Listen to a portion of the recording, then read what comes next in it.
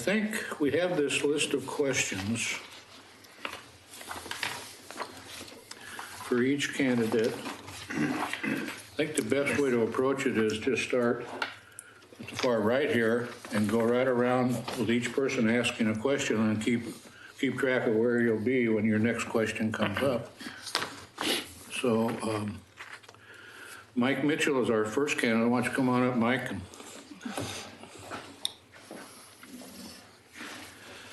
Good evening. Welcome. Thanks. Sedemir, why don't you start with the first question? Can you please tell us about yourself? Sure. My wife and I have lived in Oregon City for 10 years. We live in the Walnut Grove area subdivision up close to Clackamas Community College. I started getting involved with city government probably 7 or 8 years ago when there was a development proposal for a piece of property behind my home that I thought would have made a much better park than a subdivision. And I still believe that, but it's a subdivision now. Anyway, so that got me started with the Parks and Recreation Advisory Committee. So I did that for part of one term and a second term, and then I was off it for a year, and now I'm back on that again. Also worked with the Oregon City Parks Foundation. I was the first president of that group and helped them get all their 501c3 together and so forth on that. We enjoy living in Oregon City. We're excited. My wife and I are both excited about everything that's going on in town, all the activity downtown and new businesses and such. And we have 2 grown children, and that's kind of it. I run a residential lighting company. We design and manufacture light fixtures for homes, and unfortunately that business is in Northwest Portland, so I spend a lot of time in traffic. So that's it, I guess. Have you visited the Transportation Advisory Committee website? Yes, I have. Yes, I have, and I saw the link to the transportation guide that you're just putting together, and I think that's terrific. I think there's a lot of good information there for people. I think the city website is kind of a hidden gem. I don't think a lot of people realize how much information's really there. So, Are you familiar with the stated purpose of the committee? yes, I took a look at the bylaws. Okay. Mm-hmm. You say you run a residential lighting? Yes, light fixtures. Can you help me put up my Christmas tree light? Yes, but I don't work. on the list. I got you mixed up. But Bob, I don't work Santa. cheap, Bob. I got you. Okay, well, end of conversation right there. Can you describe any committee experience? Well, I did that a little bit. Yeah, I know, but I gotta ask the most. I understand. I know. I've had that happen to me before doing these interviews. So mostly in the Parks and Recreation Advisory Committee. That was about 5 years in total. And I'm also an Urban Renewal Commissioner, although I had the timing of getting appointed to the Urban Renewal Committee a month before the ballot measure that kind of took away most of the power. So, but I'm still on that as well. Well, they're still having meetings. Yes. Yep. The advisory committee meets once a month from 6 p.m. to approximately 8 p.m. Does your current workload on your schedule allow for this commitment? Yes, it does. I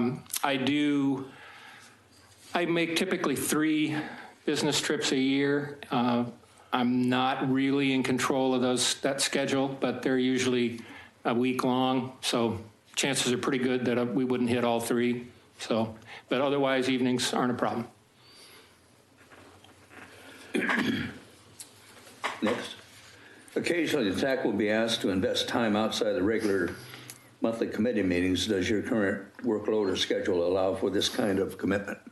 Yes, it does. It's a Monday through Friday, days. So I've got nights and weekends pretty much to do with as I want to.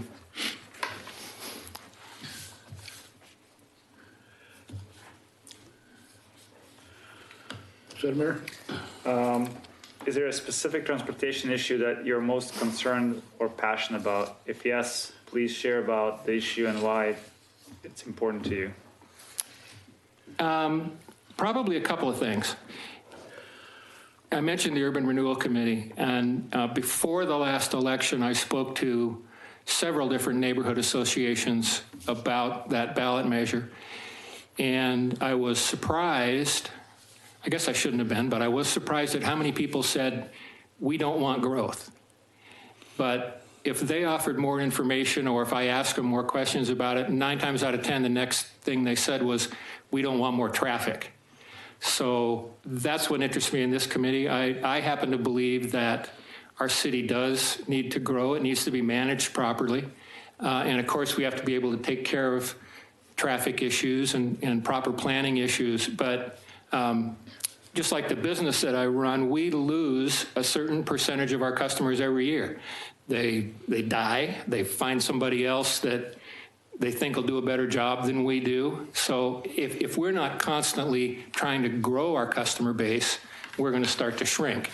And that could happen to our city. If we don't stay an attractive place for people to move and want to come to this area, our population starts to decline, and then we really start to have budget problems. So that's probably one thing, just the impact that traffic has on people. I think probably what John's department does has the most likelihood to aggravate people over the course of a day, probably. Sorry, but probably the fact. The other thing, I mentioned that I'm on PRAC, and I think it would be good to have someone on that committee and this one, because we do overlap. Bicycle trails, walking trails, signage. There's a natural overlap to some degree between what that group does and what this group does, and I think it would be helpful to have someone who can report to the other on what the other group is up to. So that's that. Have you been involved in policy development before? Business policy, yeah, and some PRAC policies as well. But as far as company policies, I've been with the company for 20 years, and it was fairly young when I started, so a lot of the business policies are ones that I developed or worked with other people to develop. And then same thing with some of our parks policies. Right off the top of my head, for instance, the smoking policy, the no smoking policy, is something that came up through PRAC and we all worked on together. Mike, describe your knowledge about the various modes of transportation and which ones do you use and why? Primarily automobile. I have tried a couple of different times to use light rail. My office is about 3/4 of a mile from Pioneer Square, or not Pioneer Square, pardon me, Union Station. So I have driven to Clackamas Town Center, jumped on the light rail, taken that, and then walked to work. It ends up being almost the same amount of time and costing the same amount of money as the gas to put in my car. I've done that on occasion, but not too often. So primarily automobile. I also walk quite a bit here in Oregon City and pretty much every day at work, unless the weather's like it was today. And a little bit of bicycling, but that's about it. How would you describe the relationship between land use and transportation? To me, the transportation has to be figured out before the land use. I think, and Bob's ears are going to perk up at this, I think there's a lot in our current planning code that doesn't help us make Oregon City the kind of place we might like it to be. I don't think our planning code is particularly bicycle and walk friendly or mixed use area friendly. So I think Oregon City's, whoever thought it was a good idea to build a city between a cliff and railroad tracks and a river, no matter what we do, we've got to try to get all these people filtered down, all those trips that have to get down to the bottom of the hill and away from Oregon City. So I think good transportation planning needs to come before our development kind of planning, the things that the Planning Commission does. And I don't think our code gives our planning commissioners enough tools to do that. Is that the answer? Is that the question, or did I veer off? Let me put it this way. There's no wrong answer. Okay. Anything else you'd like to share with us? Anything else you'd like to share with us to help us in this decision? No, I don't think so. I think just, again, I think there's a good tie-in between PRAC and this committee, and I think I could be helpful with that. That's primarily it. I still need my Christmas tree lights up. Do you? Well, actually, there might be somebody at my house that could help you out with that. You got a teenager? No, my son-in-law. Anything else you'd like to tell us? No, I think that's it. Okay. Thanks for your consideration. Thank you. Appreciate your Thanks. time. Thank you, Mike. Wow, we're done and it's just time to start. Yeah, right. That's how we do all our meetings. Is it? No. Cool. Thanks, guys. Okay. Okay, so we were scheduled to start that at 6:15, and we're gonna end at 6:30, and the next one doesn't get here till 6. Till 6:30? Oh, John Anderson will be here at 6:45. Paul Edgar's at 6:30. So if Paul Edgar gets here a little early, we can Yeah, you do. There's ask if some he'd good like to pizza start back there. earlier. I already, yeah, if any of you wanna Should we take a take a break. recess? Just off the record for you guys, I've been trying to get him to go to the planning commission. That guy's sharp. He's sharp. But he shows up here. Oh, boy. Yeah, he's It was interesting. I had. he's like some of the other guys. He likes the night meetings, I think. Yeah. They had quite a discussion about, at the commission meeting the other night, about lot averaging. And Mike is quite an advocate about getting rid of it.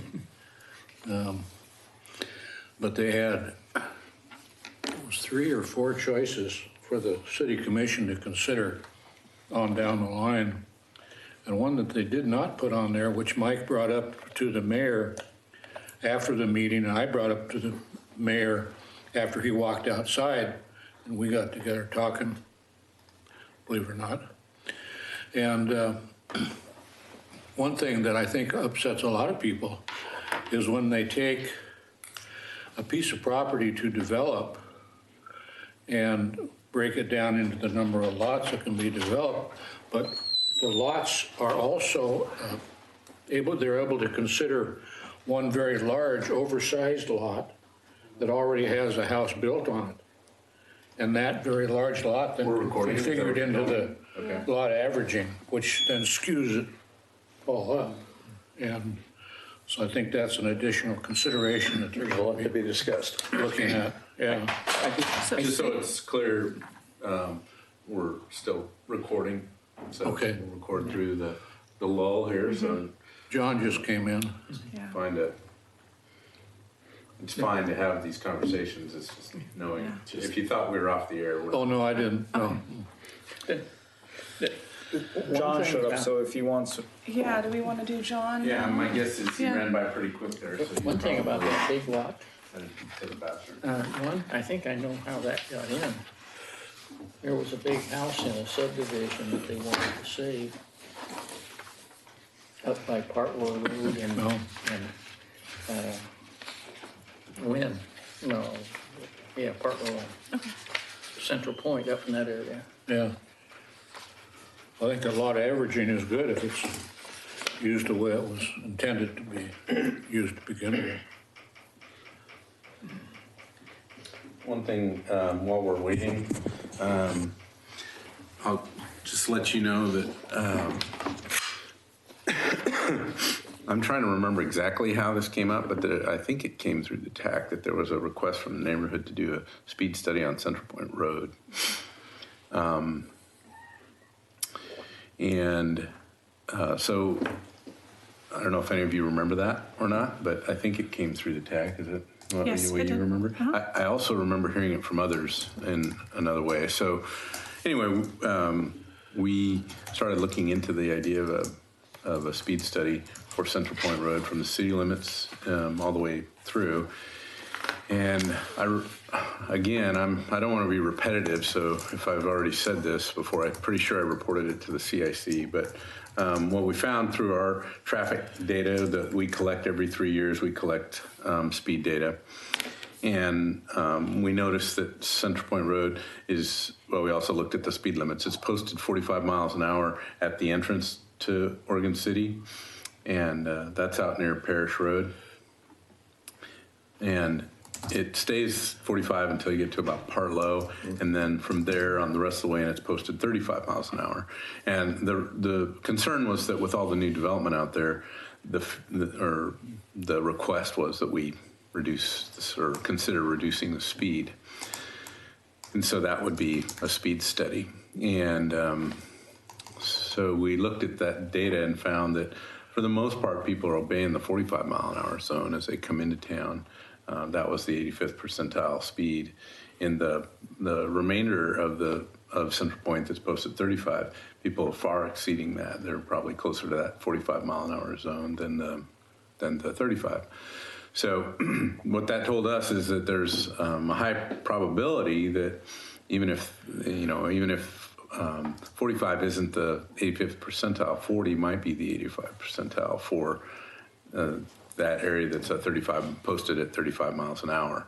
So the concern, I guess, is that, well, are we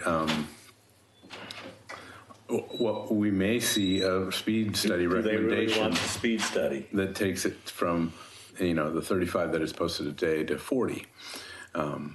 But I do think we could get to a consistent speed from the city limits throughout. I just think we need to be aware that that's a possibility that the state will come back and recommend that it be posted at 40 miles an hour.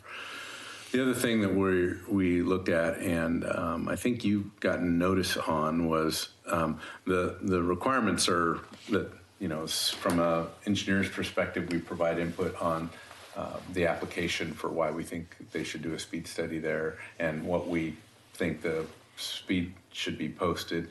They ask a similar question of police department in terms of safety. And then there's an element that looks for community opinion about that.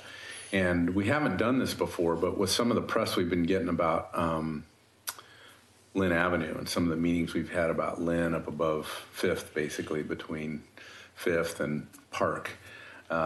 We've had several folks testify about the way that study was produced, whether the city had to do what the state recommended, all those kinds of things. So we looked pretty hard at making sure we were following kind of the letter of the law. If we're going to do a speed study there, I want to make sure we're following that pretty tight. So there's an element that asks for this community feedback. Well, that could be anything from, it doesn't define that, right? So that could be an opinion from this group as community representatives. It could be an opinion from the neighborhood chair, for instance. But we decided to expand that and load on our website a community survey, essentially, a pretty simple survey. I think it asks for, what you think the speed should be, and gives them, I think, 35, 40, and 45. Maybe we listed 30. I don't remember. There was 3 or 4 options there. And then we also asked them for their address so that we can kind of figure out, are these folks that are from in the city or outside the city that are providing that feedback. So we're collecting that data, and we'll share that with you. I just wanted you to know that was out there. I'm pretty sure that Lisa forwarded that information to you. Does that sound familiar to any of you, that data is being collected right now? Does that sound familiar? Do you remember getting an email notice about that? I don't recall. Henry, you're the one. Not on this specific subject. Okay. Well, anyway, that's up and ready for folks to comment on. So how does that factor in if you have, so you said there's an engineering perspective based on road geometry or whatever. Right. then you have the police department based on safety, and then the public. So let's say that you say the road can handle 45 miles. The police says that's safe, right? And then the public comes and says, okay, that should be really a 35.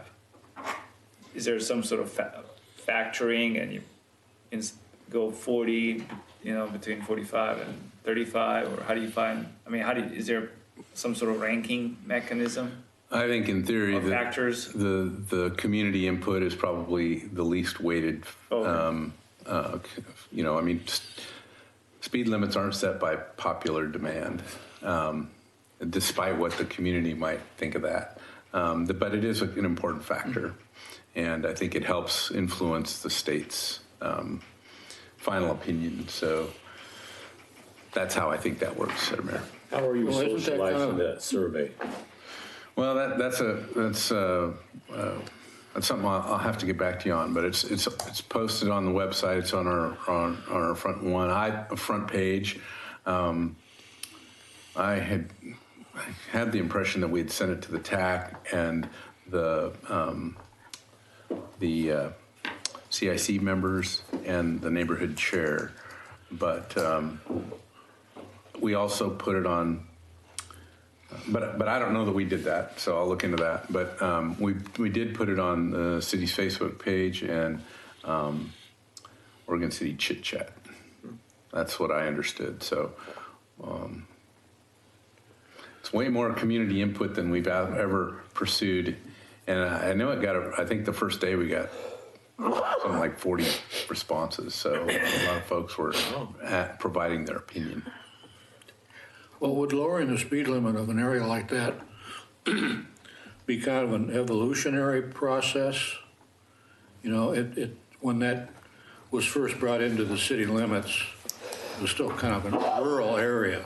And now it's starting to be developed into a more neighborhood type of area. That probably happened in a lot of the other roads and streets coming into Oregon City over the years. Do you think? Yeah, I think the county had it set up. They may have had a speed study done years back, and it's just typically we don't want to do them. I have a feeling, given some of the frustration and some of the comments we've gotten about Lynn Avenue, we'll probably update that one. That's probably going to be one of those roads that was, the most frequent amount of speed study information that we've asked the state for on one particular road segment. So. Usually, we do them and they're good for years. Well, that one's kind of hard coming downhill. Maintain it's kind of like coming down Down through there. Yeah. coming down Washington. I got a couple of good stories on Fifth Street coming down the hill. I was watching about 2 months ago. There was a couple of guys come down the hill on recumbent bicycles. They were Passing you. they had 1 foot on the handlebars and 1 foot on the seat, and they were standing up. Oh, my God. And I was waiting for a car to come into the intersection off the side street onto Fifth Street.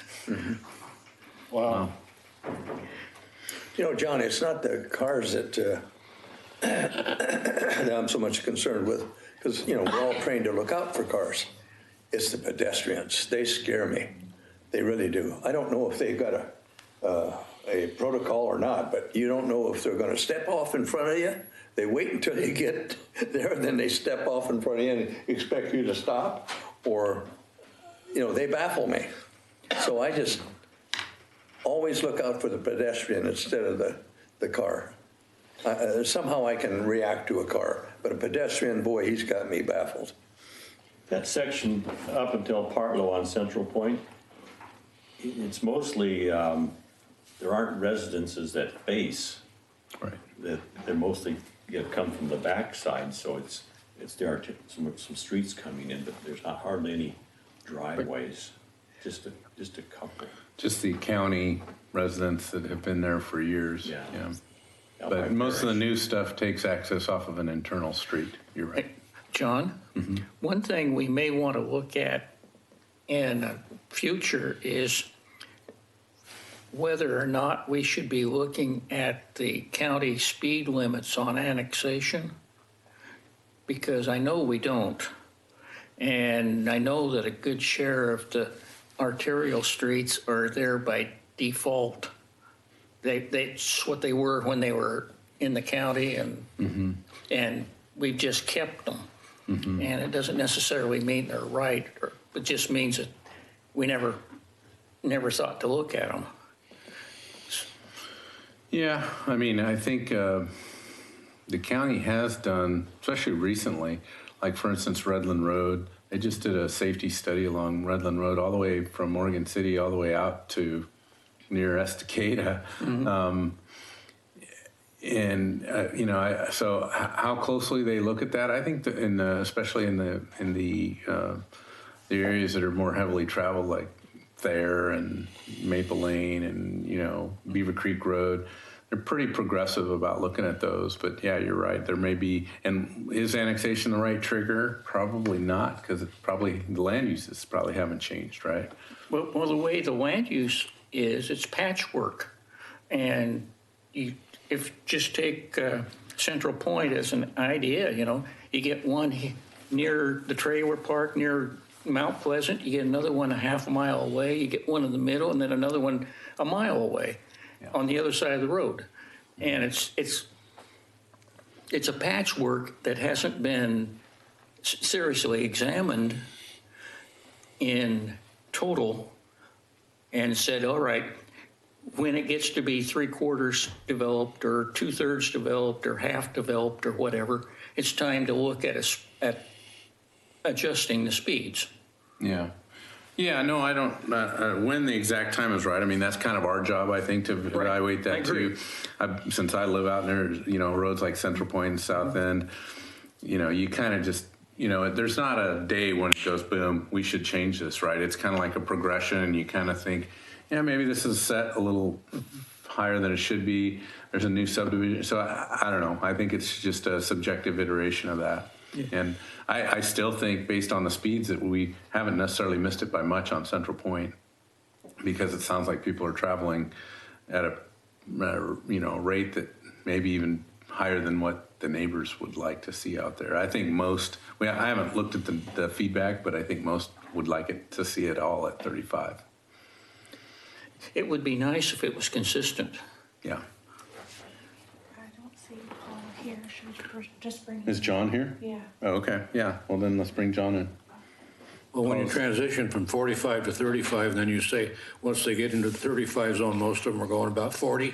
A little over, yeah. The same thing happens on 205 going northbound. When you get out of the 65 zone, they're still going 65 and 70 when they're going over the bridge.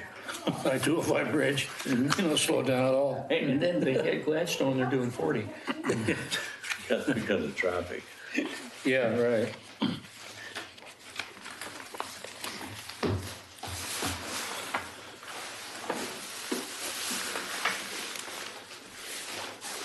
Get all dressed up for us? Yes, Yeah, you look good. it's cold out there. And rainy. Well, John, you've been through this drill before.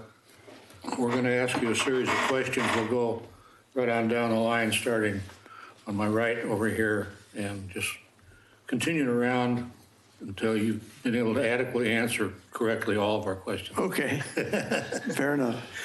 So we'll start out with Sedemir. Can you tell us about yourself? Grew up in Minnesota. My wife is from Kansas. We met in Oregon and ultimately came back here to when our girls were a little older. And so family's been important.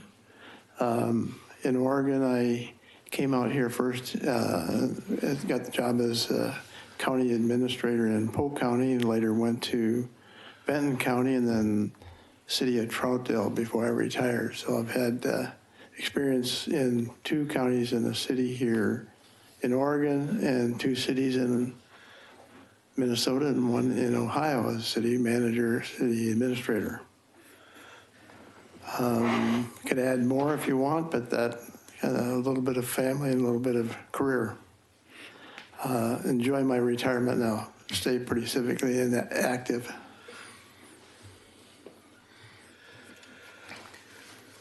So have you visited the Transportation Advisory Committee website?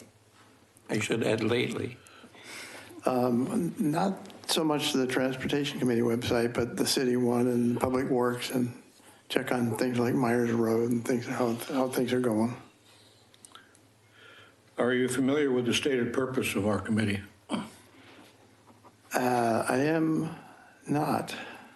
I should have looked that up. I confess that I know I've known it in the past, but it escapes me right now.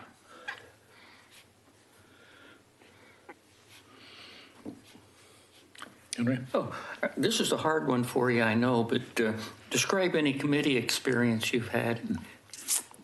Well, I've served this committee for, this will be a second term. I think I filled it initially as an uncompleted term. And I've enjoyed working on particularly the transportation plan and dealing with the meatier transportation issues when they come up here. Been on other committees serving groups of city managers or county administrators, and also other civic things like Rotary, church work, things of that nature. This advisory committee meets once a month from 6 p.m. to about 8 p.m. Does your current workload or schedule allow for this commitment? It does. You seem to have made it all the time I've been here. Depending on He goes on how deep, vacation once in a while. depending on how deep the snow is on Mount Hood. Yeah, right, there you go. Who's up? Bob? Am I next? Yes. Oh, okay. 6. Occasionally, the TAC will be asked to invest time outside the regular monthly committee meetings. Does your current workload or schedule allow for this kind of commitment? Yes, I've taken some Kenema tours and others, and I enjoy that part of it. So I appreciate Bob and the staff putting together those little trips to see things firsthand. City Mayor? Is there a specific transportation issue that you're most concerned or passionate about? If yes, please share about the issue and why is it important to you? Probably financing the road systems plan for some of our local neighborhood plans, like the South End plan or the Hokum plan, and trying to make sure there be enough funding to hook up and link up the various streets that need to be done so we keep a good flow of traffic. And so that's one of the reasons I was interested in the transportation plan and following that through. It's always tricky for cities and counties to get the right match and have enough money to build the roads like you'd like to have them built.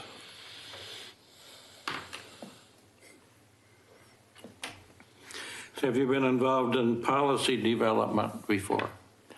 Yes, both professionally when I was a full-time city county manager and participating in a committee like this, working on some of the policies we've put together, like can't think of the proper title for it, but this informational tool for neighborhoods so they understand how the traffic issues are handled and what the theory is behind a lot of that and where they can go to get answers when they have questions. John, describe your knowledge about the various modes of transportation and which ones do you use and why? I primarily use automobile. When we lived in Troutdale, we took light rail once a month to go to the Portland Mission to help feed people. And that was interesting. I learned a lot about the clientele riding on that late in the evening when we were returning. Also found out about the schedule and whether that was convenient or not convenient. So learned a little more about that. I've been on the light rail that opened up here in Milwaukee, taken that a couple of times. As far as bicycling, I have a bicycle, but it's parked in my garage. I haven't used it much. We're kind of a hilly area there. And walking, we've taken a lot of the trails around town through the parks and kind of combine two things, like take the walk around the river, and you go into Gladstone, on the Gladstone side of the river, and then on the Oregon City side of the Clackamas, make that loop is a nice walk, and you can see what's being constructed, like the traffic circle down there, things of that nature. I don't know if they covered. Henry, how would you describe the relationship between land use and transportation? They're tied at the hips. I think transportation and land use planning are two of the key functions that cities do. And it's easy to not have them always in sync. So I think having people like Robert over here on both ends of it's a plus, and I think staff here in the two departments work well together. Anything else you'd like to share with us to help us in our decision? No, I'll be dedicated and enjoy coming to these meetings and occasionally sharing a beer with committee members or staff afterward, talking about how to make the roads work well for citizens here in Oregon City. Okay, thank you, John.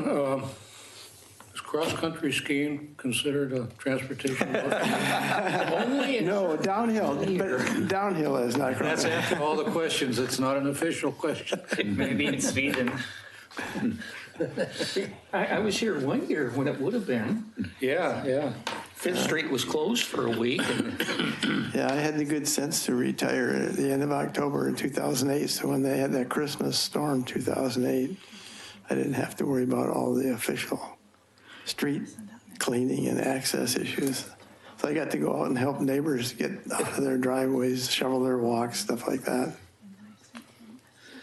I still can't get John to snowplow my driveway.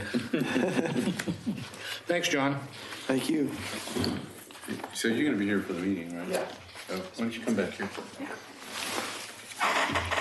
There's still some pizza back there, isn't there? Think so? Yeah. Yeah, I didn't get to finish it all. I tried. All Well, right. yeah, you were doing a fair job. Yeah. I'll go see. Maybe I I haven't missed seen him come in. I haven't either. No, we got the planner gal is back there though. Yeah. She's an engineer. She's not until 7, but Well, yeah, but I don't see why she can't. Or Dana. Is that Dana? I don't know what happened to Paul Edgar. I was in Safeway today about 3:30 and just coming through the checkout line, and he was standing there. But Oh. I didn't talk to him. I don't think he recognized me or anything. So we know he's alive. Yeah. He's scheduled for At 3:30 Is he anyway. scheduled for 6:45? No, he was scheduled at 6:30. We took John early. Oh, Well, can I mark my ballot or do I have to wait until 7? I don't know. What should we do? Let me text him. Yeah. I think we ought to take this young lady. Cause he Right. Yeah, she's on the payroll. Oh, confirmed he could do the 19th. Cause I was worried with the holidays. if Well, I we don't had- think that we should start Dana early, though, because if there's some citizens that want to come in for that oh, okay, presentation, yeah, why we would be, scratch that. Yeah. Are you So- going to the interview? we are again at a recess until 7. Hopefully Paul Edgar will arrive sometime soon. See if he says anything. Okay. He's trying to figure out how to get here, That's a landline. what mode to use. Yeah. Because I sent him a save the date. He said tonight would work, and I sent him a follow.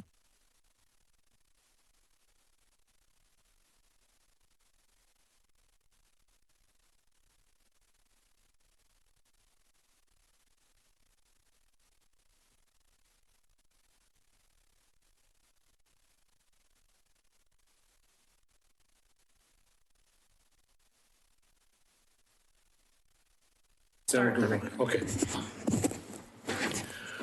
Okay. The meeting of the Transportation Advisory Committee of, what's the date today? December October 19th. December 19th. December 19th, 2017. I misplaced my agenda here. It's called to order. Thank you, Chair. Just real quickly going over the interview process for we really have 3 vacancies, but tonight we were going to fill 2. And the third vacancy is a appointee from the Oregon City Chamber. And so we haven't received a name from them, but we had 2 vacancies. We had 3 folks submit applications. Just wanted to clarify that Michael Mitchell showed up to interview, and John Anderson showed up and interviewed. Paul Edgar did not and declined. So we have 2 applicants, 2 vacancies, and I'm assuming, and you have all submitted your rankings. And so with that, we'll close and move on to the next part of the meeting, which is mostly or completely about the Highway 213 alternate mobility targets. So if you want to Please, would proceed you with call the that. roll, please? Sure. Mr. Anderson? Here. Mr. Jessic? Mr. Johnson? Here. Mr. LaSalle? Here. Mr. McEnroth? Here. Mr. Lyman? Here. Mr. Mahoney? Here. Okay, the next item is item 2, approval of the minutes of November 21st, 2017. Does anybody have any additions or corrections to those minutes? Okay, I'll take a verbal vote. Everybody in favor, say aye. Aye. Opposed? None? Passed. Item 3, alternative mobility targets project for Highway 213 corridor. Ms. Webb. So yeah, Danny, you want to step up here? I'm going to carry, just in case. So Dana did put together most of the slides and has been working, she's the project manager and been working closely with Kittleson Associates. So last week we met with the City Commission and the Planning Commission in a joint meeting, and the project manager for Kittleson and Associates did that presentation. I'm not nearly as good as she was. And so you'll just have to put up with me. And then Dana's going to chime in as needed. So I'm going to go through that pretty quickly. And with that, I'll get started. Let's see, I need to switch. Sorry. So are we okay here, Renee, or do I need to stop? Here. How do you There you get this go. to bring that up? Presentation. Is it not showing up on your screen? No, it's not showing on on the TV screen. Sorry.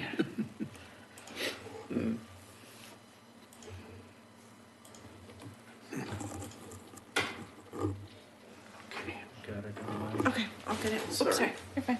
Oh, my screen's done too. Oh, here it came. Now it's up.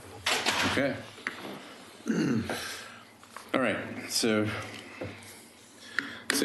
really, some of you might remember through the 2013 Transportation System Plan that we realized that we had a problem at Beaver Creek in 213, and a problem large enough that we couldn't resolve with the project that was originally put in the TSP, which was more of a grade separated interchange at that location.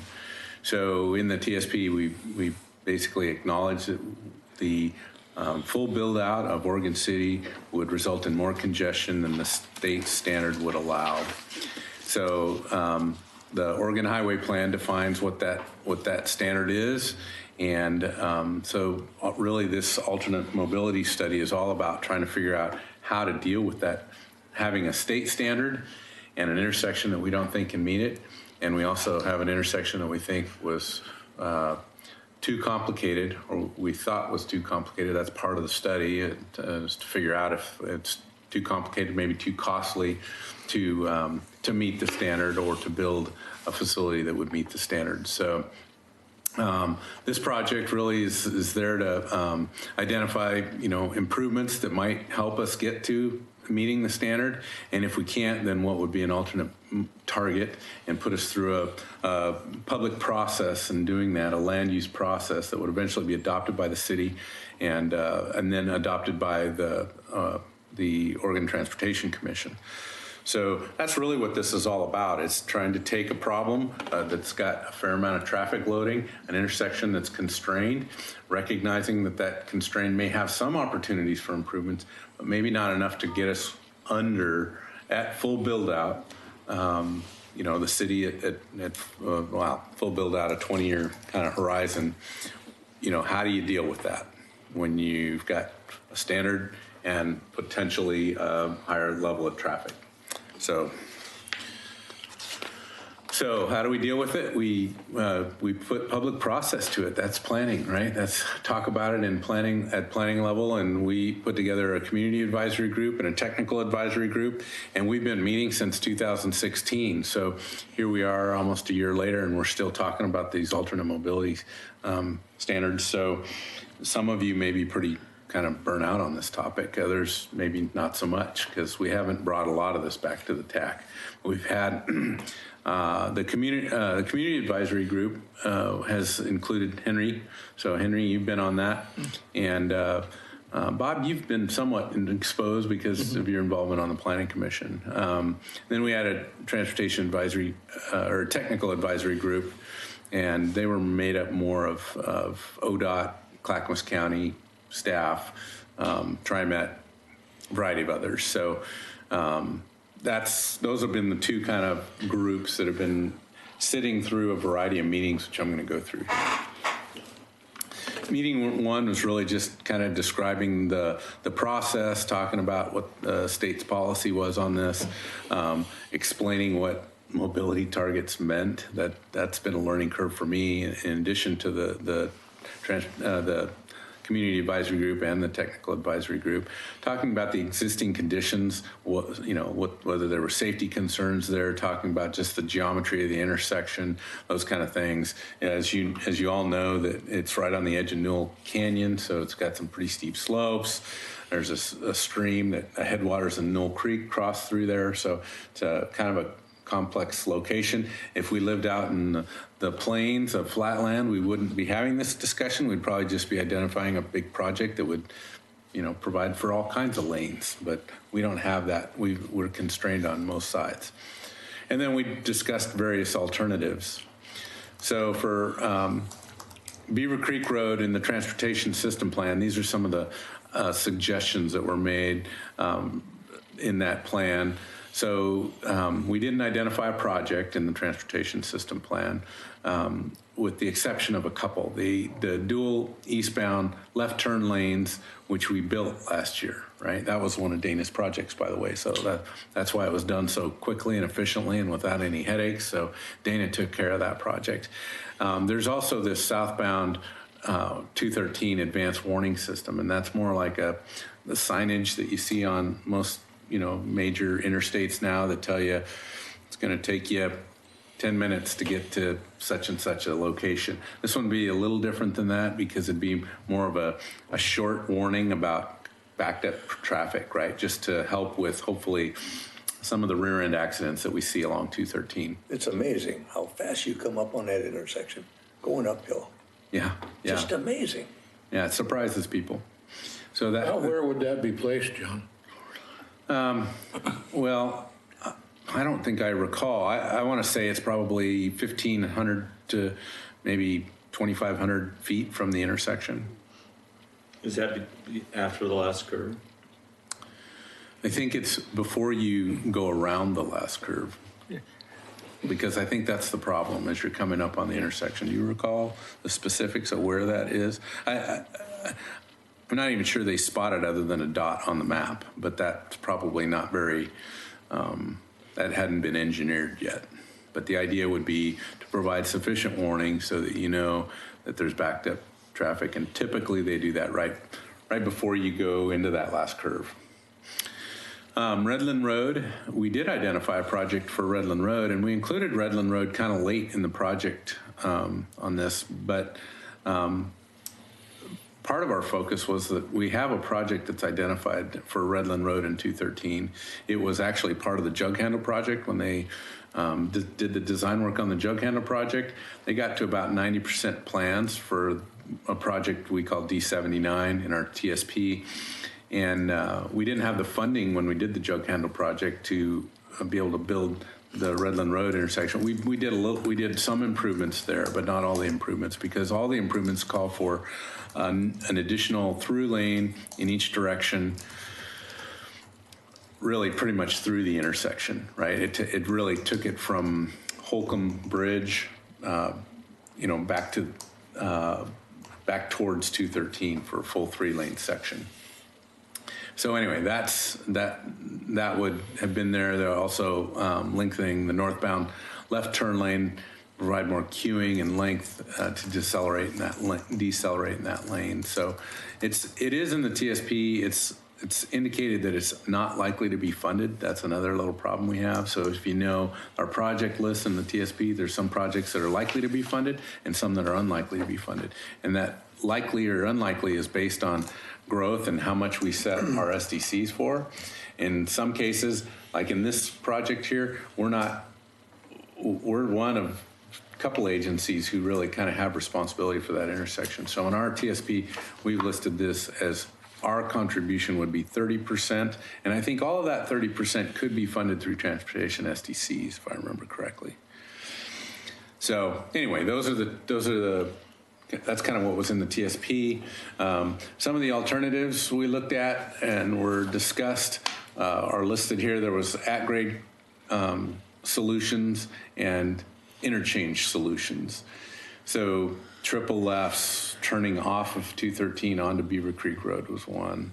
Quadrant Road was more of the cloverleaf style that you might see, where you drive through the intersection and you see a lot of them back east, where you drive through the intersection and you kind of do a cloverleaf around, and then you drive back through it going the other way.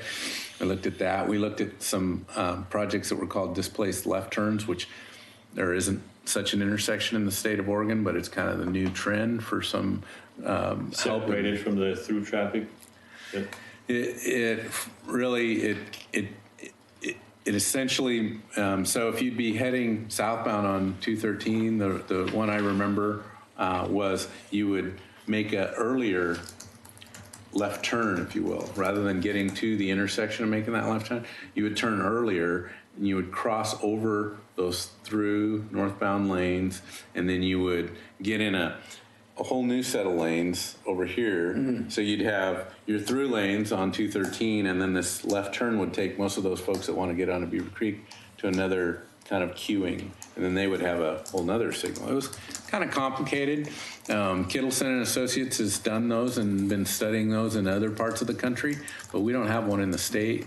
And ODOT, and I would say all the agency folks were a little bit kind of uncertain about those solutions.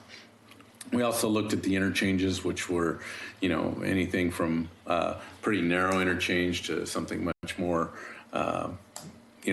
your traditional but kind of narrowed up on and off ramp style interchanges. And then we had some other types of interchanges that we looked at as well.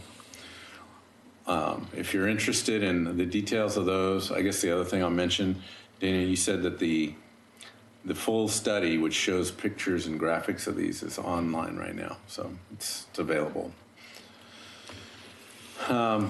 So Beaver Creek Road alternatives, these are some of those different options that are alternatives that they looked at.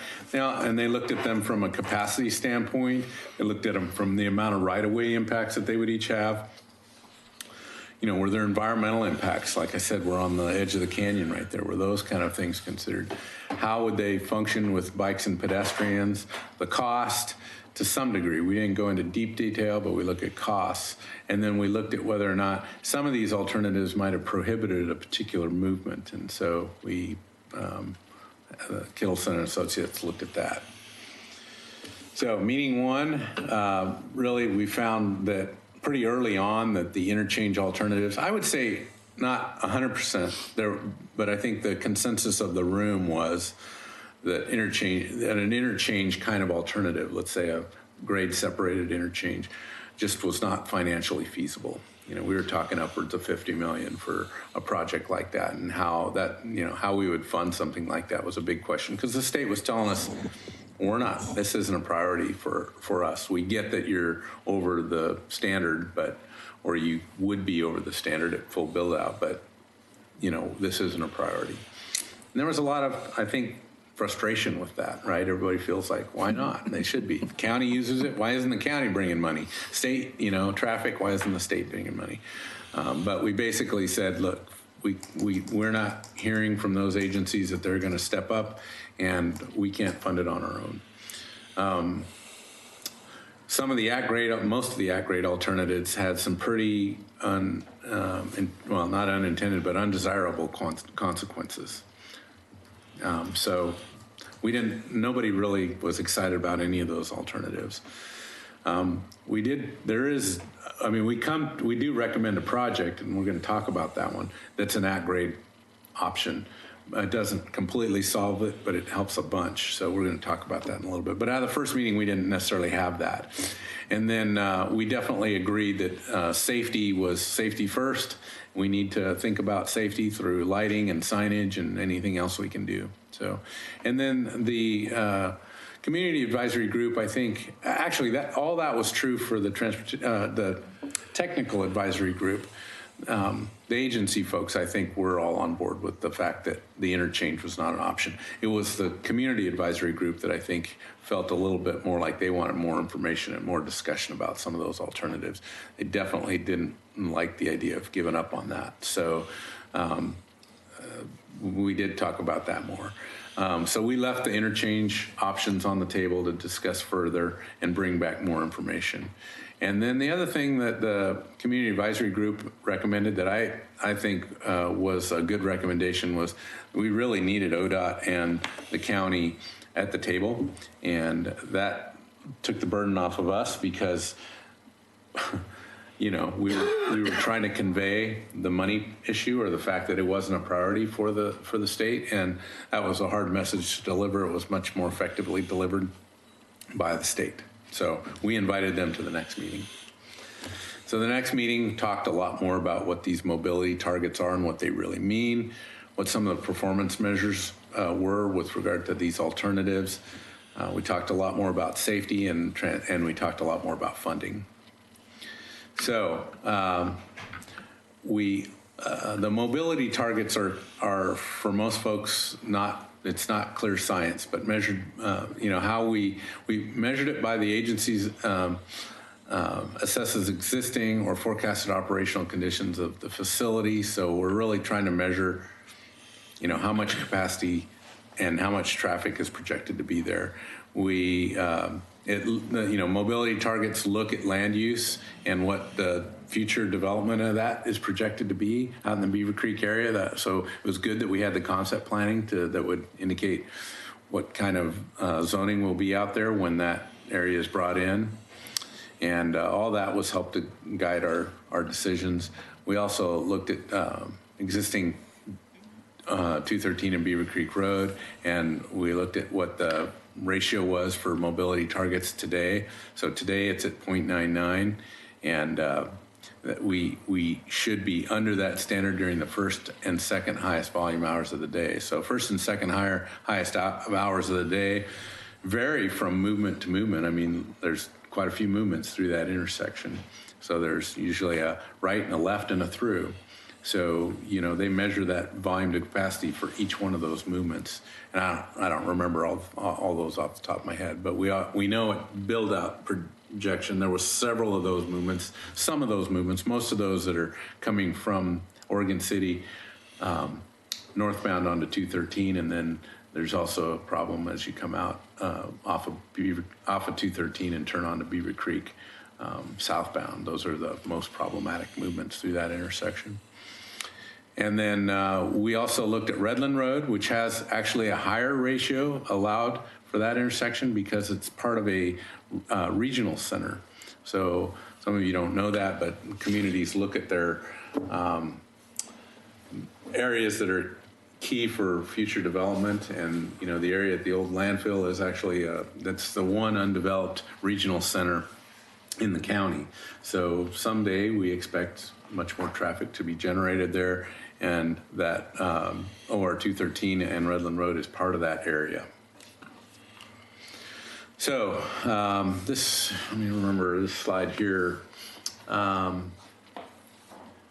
Well, we're pursuing this right now because we are very close to capacity at that intersection, and with regard to that volume to capacity of 0.99.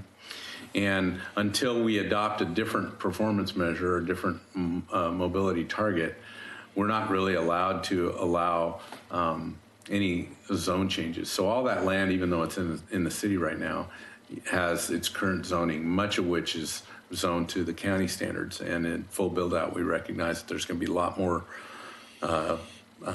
density out there. So when it's brought in, all new zoning for key areas out there, or all areas out there, will be designated. So before we can do that, the state is expecting us to adopt mobility targets that would allow either a bigger project that we could fund, or in our case, we're recommending a different target. So John, are you suggesting that unless we update those performance standards for transportation, that we're going to be confronted with a moratorium on building if there's a zone change involved? Or we can't adopt a new zone change? Boy, it's my understanding that we need to adopt an alternate mobility target before we can have any zone changes out there. So there may be development out there that's in that area that could be developed with under the current zoning and be capped at that current zoning. Mm-hmm. So not a moratorium, but it's as almost by default. Almost by default.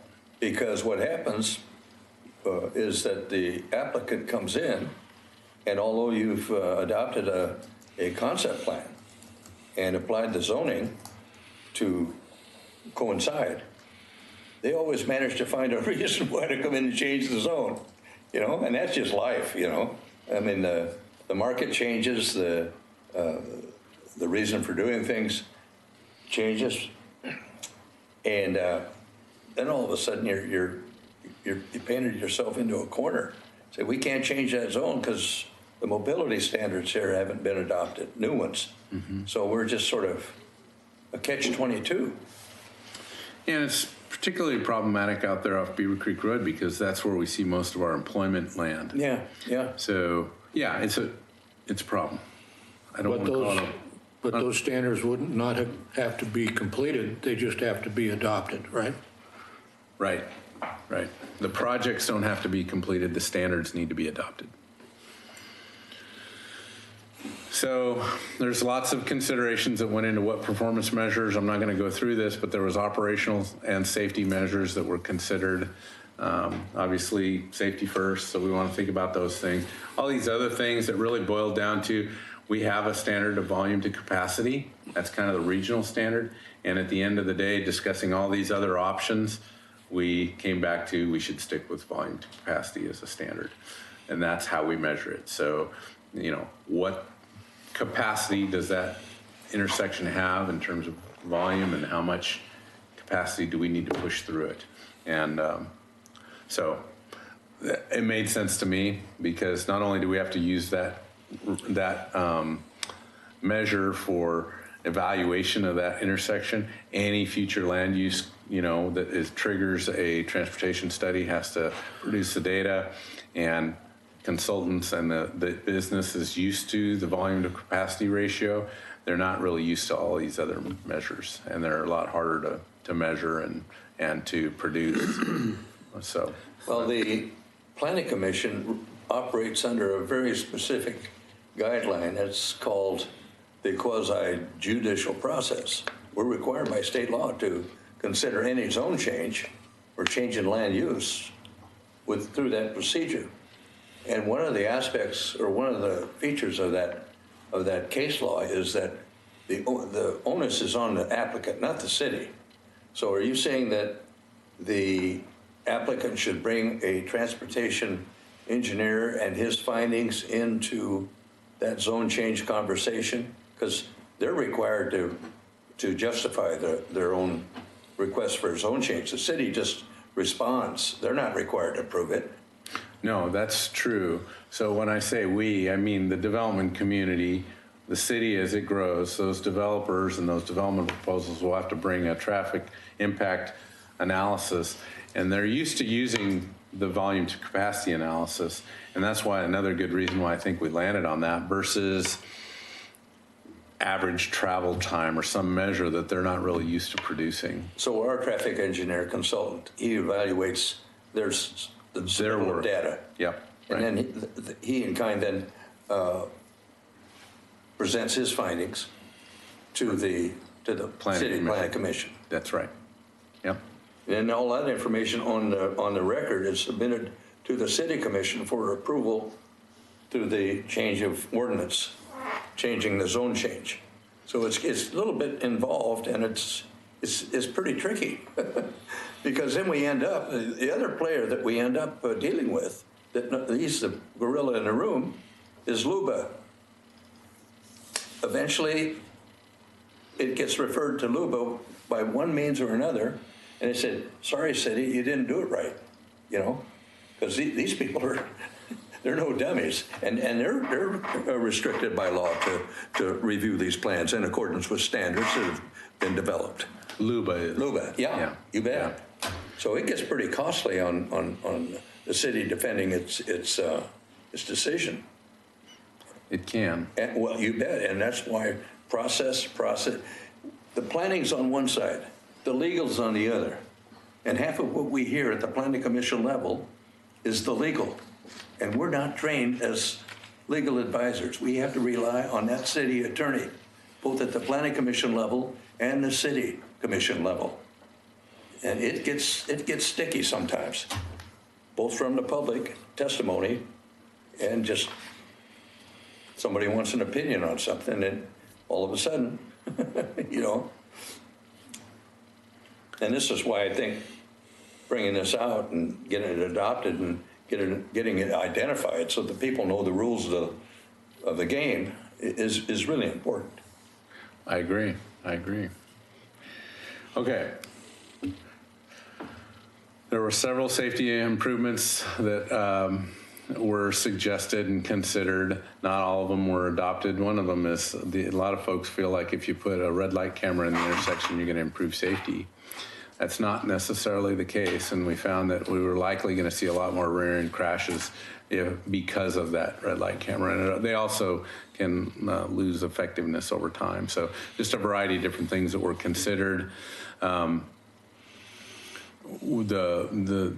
solution that we have kind of landed on is what we call westbound to northbound right turn lane. So if you're headed down Beaver Creek Road in the northbound direction, headed towards town, basically on Beaver Creek Road, as you come to 213 and you turn right and head northbound on 213, that's the solution that we really talk about. And we looked at that and looked at some of the risks associated with that as well.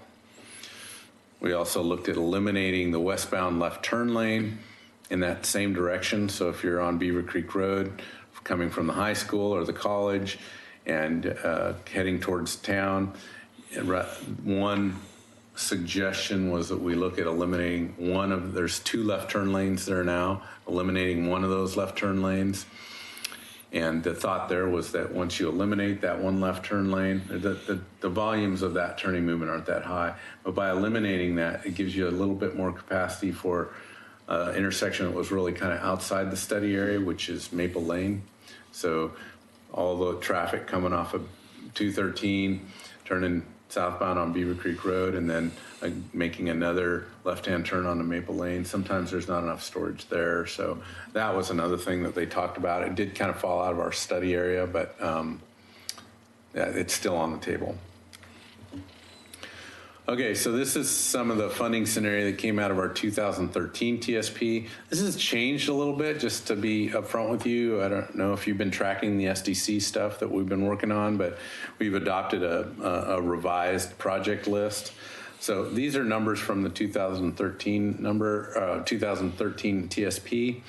pay attention. This confused me for a little while. It's nothing above matters, right? Above the roadway skip line there, that's just graphics. Don't pay too much attention to that. It's really kind of the numbers down below. So there's all these numbers here, and I'm going to go ahead and point with the pointer, so you might want to turn around because you won't see it on your screen. So there's this A, B, and C, and I think those are going to play in. Here's the key for those: SDCs, gas tax, and unfunded.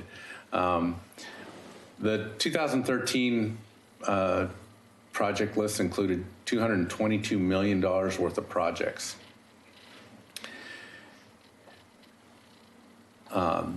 123 million of those were considered financially constrained. So we thought we had, in theory, we've got a methodology that supports that amount of revenue generated by growth. And this amount of revenue, this amount of projects was considered unfunded. What we think we can fund based on our funding projections back in the 2013 TSP was what's here. 109 of that was collected from new development, SDCs generated from new development. And then 14.7 million, a much smaller number, is what we had available in gas taxes. Most of our gas taxes, if you remember from our budget presentation, go towards operation of our street system, right? Internal paving, patching, streetlights, signal maintenance, striping, dead animal pickup, I don't care what it is. It's those kind of things, all the staff associated with that. And so really this is the amount, this 123.7 million is what we thought we could fund. And to get there, a lot of that, or all of that 109 million came from an SDC rate, which is pretty high for the region, really. We're looking at, we're bringing before the City Commission in February more discussion about transportation SDCs and potential for increasing that SDC even further to help cover some of the project needs of our transportation funding system. So stay tuned there, but this is just kind of a glance at that funding scenario. Any questions about that before I know there's big numbers, but checked and double checked. Updated, right? We've just done some updates. So second meeting, again, we had separate meetings with the technical advisory group and the community advisory group. I think reaffirmed pretty much some of the same things that we heard in the first meeting. Major intersection improvements is on its own is just too much for us to carry. We identified some cost feasible projects, and really there was still and still is a community desire to keep the eye on a long-term solution that might be something a little different there. I think there's also a lot of potential for some of the new technologies to impact some of the traffic projections, but right now, I think it was definitely the community advisory group that pushed pretty hard on recognizing that the community still desires a long-term regional solution at that intersection of Beaver Creek and 213. Looked at safety stuff, and we just kind of further validated the mobility targets. In that third meeting, reviewed some of the costs associated with some of these projects and reviewed recommended alternate mobility targets.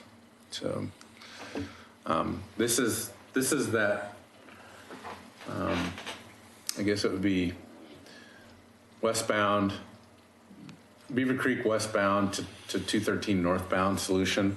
And again, I'm going to use this pointer here, but right now, cars can come up here and they have to yield, right? They have to wait for that traffic before they can venture out onto 213. The solution project was to carry this merge lane and acceleration lane much further down through 213, so that this would be a free-flowing movement for cars. They'd be able to free flow from Beaver Creek westbound onto 213 northbound and have enough length to accelerate and merge in with that through traffic. What do you think about that concept, John? I think it's a great one. I mean, I think well, as you'll see, it helps a bunch. It doesn't fully resolve our problems, but it helps a bunch. And it's in an area that I think it's doable. It keeps the flow of Beaver Creek going westbound. More open, right? Yeah. And it doesn't create a lot of problems on 213. And it facilitates a major movement off of Beaver Creek onto 213. Yeah. Yeah. And we had some ODOT support for this one. Other alternatives didn't seem to be well thought of by ODOT. This one's much harder to read, and I apologize for that. Could I ask a question? Yes. Since we're on Beaver Creek and 213, when you have a uncontrolled right turn lane from Beaver Creek to 213, does that present more of a problem for pedestrians that are crossing that crosswalk? It could, but I think if done right, it shouldn't. The other thing we heard a fair amount about from the committee was a lot of folks were suggesting how, the question, they raised the question, how much pedestrian traffic really uses that leg of the intersection. And while I think we still want to maintain pedestrian crossing capability there were some in the room that felt like we should eliminate that piece of pedestrian crossing. But it's a little contrary to what we typically are doing, which is to make it that much easier for pedestrians and bicyclists to use the facility. But you're right, it would require, some type of safety measure, whether that could be straight signage or would require some kind of a pedestrian activated, signalization. Don't know yet. Is that crosswalk right there at the curve, is that pedestrian activated now? No. I have a question. Do you have to acquire any right-of-way to add that acceleration lane? My recollection is we do, right near the corner. I think as we move further north, ODOT's got quite a bit of right-of-way there.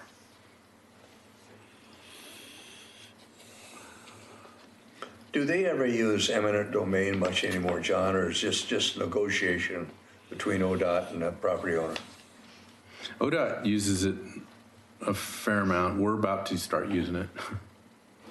Sometimes we have to use it. I mean, we'd much rather negotiate an easement that's, but sometimes, it's hard to get there. And we typically go by appraised values, and we can, that's about where staff can go. Anything beyond that requires the decision by the city. Well, depending on the purchase amount, it almost always requires city commission approval. But if if we're trying to negotiate with a property owner, is it a court it's beyond, determined? and if they're asking for something beyond the appraised value, then we have to work with the city commission to get there. Is it court determined? Does it have to go to court on eminent domain? Or is it just an ordinance? On eminent domain, well, I don't know that process. To tell you the truth, we haven't done it in a while. I don't necessarily know that it has to go to court. I think you start the process, and it may go to court, but it may more likely settle out of court. Yeah. All right. Yeah. There are times when the property owner may ask for eminent domain. Oh. Because there's tax advantages to selling under eminent domain that does not exist under fair sale. That's true. So sometimes sometimes property owners prefer that. All right, back to this one. So this is basically the it's a $10 million project. We've got it about 90% designed already. It really adds a third through lane in both the north and southbound directions on 213 that go as far south as the 3 lanes in each direction go to and maybe under the Holcomb Bridge, and then they transition back over to 2 lanes at that point. And I think we also take the southbound Redland Road right-hand turn lane. I think that moves over some too, so that's a pretty big project. What does that give you when you add those 3 lanes through the intersection and then just past the Holcomb overpass, they have to rejoin us on the southbound? I mean, they gotta come back together, so you're just moving a bottleneck, aren't you? Well, yeah, but it's in a kind of a congested area. You come off of 205, and we've cleaned that up a bunch through the Jug Handle project, and then you're moving at a pretty high speed, and then you come into Redland and Redland Road intersection, and so that through lane both provides capacity at the signal, but also moves it through and helps with the transition. So the more you can keep them at speed, right, and then they can move together later on. Okay. Yeah. But, I would also say what transportation project doesn't move the bottleneck a little further down the road? This does. Move the bottleneck and decrease it a little bit, and you gain, don't you? This adds a fair amount of safety too, just because of all that extra capacity there.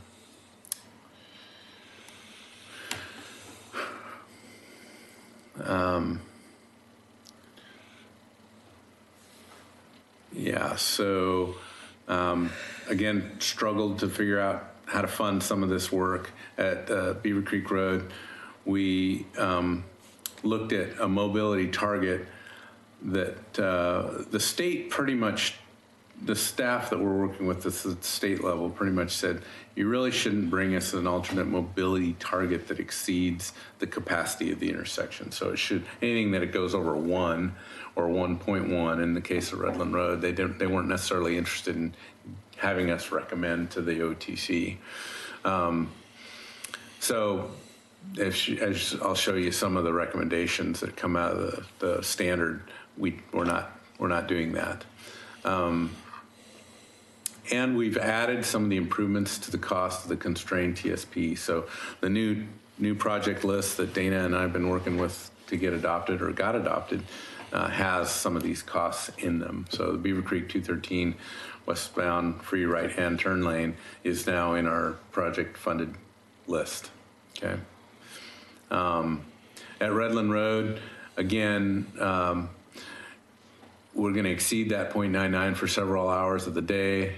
Correct me if I'm wrong here. I thought we'd go to 1.1. Why do we list that as 0.99? Do you remember, Dana? So at the end of meeting 3, with the technical group and the community group, we were still kind of operating under this assumption that we would present a mobility target that was still the 0.99 and that we would exceed it for a set number of hours a day. And so the next kind of batch of slides talks about how we got from that target that we ended with the technical and community group to the target we're presenting now.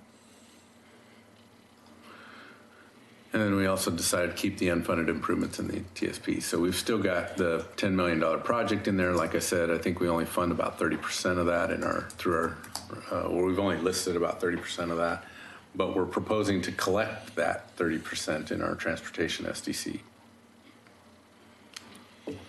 Whether the City Commission adopts the full rate or not is a question yet, but that you're going to see more of that after February.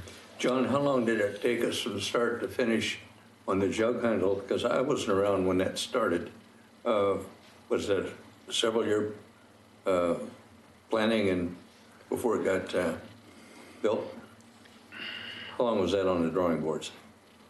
I would say not that long. Is that right? Yeah, I mean, the Jug Handle project, well, not that long compared to Sunnyside Road or the Sunrise Corridor, for instance. So they pushed our project ahead of schedule. I mean, yeah, it was still years in the making, but it all of a sudden moved. I think we had a mayor who was pretty active at that time, and it seemed like back in that time frame, the agencies that were more effective at kind of securing the politics and the funding associated with that, we're able to get those projects funded. Now I think there's a lot more maturity to most of the agencies in the region. Everybody's following the dollars, trying to track, and there's not as many dollars available. So yeah, it's... At the time that project was built, there was also a source of funds that opened up magically from heaven, the Job Generation Fund.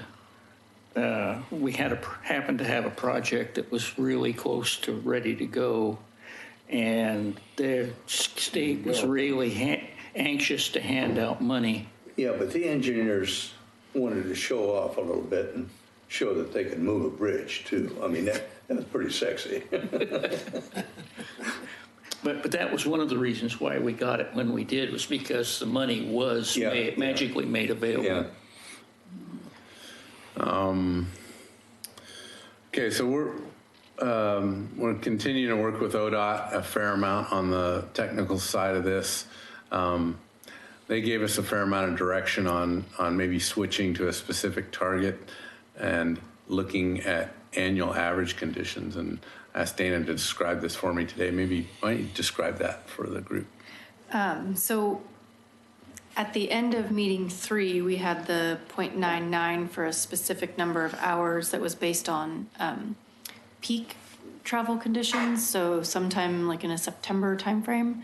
And so after that group of meetings, ODOT shared with us that they felt the Oregon Transportation Commission would not approve a mobility target that was higher than a 1.1, and suggested we go back and evaluate opportunities that would get us to the 1.1.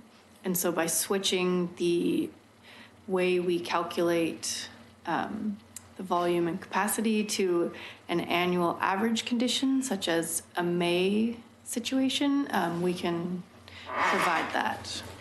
Is this like fudging? You changed the standard, hour measure. Yep.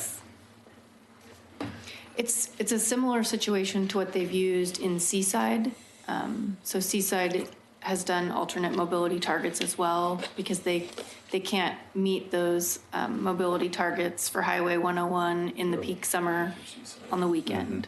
So they evaluate their system, I believe, on a midweek instead of the weekend. So are we ending up with two measures, volume to capacity, and then this one you just mentioned now? No, it would still be the volume to capacity. It would just be analyzed under an annual average condition, not peak condition, as it is today. So today it's measured in peak. Annual average versus peak, huh? Yep. There's no way of changing what it is except measuring what it is. Changing that. Well, I think for me, it's an acknowledgement that we're used to hearing things in the peak hour condition or peak hour. Here we're saying, for one, we're not going to do it at the peak time of the year, right? Well, that is the one. We're not going to do it at the peak time of the year. We're going to pick an annual average. So it's a different standard. It allows for a number that keeps us at that 1, but only during an annual average. If you did it at peak hour, we'd show much more kind of failure, if you will, or a theoretical value that far exceeds 1. John, is there any advantage, or do you see coming down